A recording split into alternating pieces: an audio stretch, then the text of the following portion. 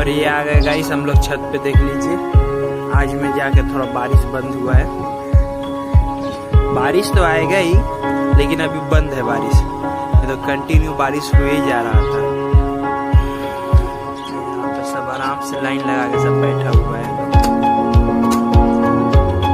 इस हम लोग खाना दे दिए हैं, और ये बद्री पाकी लोग का खाना थोड़ा सा हम लोग साइड करके उस साइड में करके दे दिए, ताकि इधर से जो बारिश का जो पानी का छटाया जाता है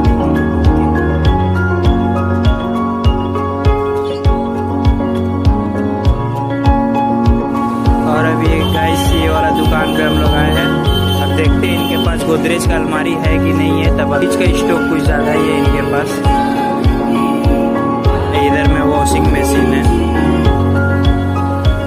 देखने में तो अच्छा लग रहा है, लेकिन गोदरेज कंपनी का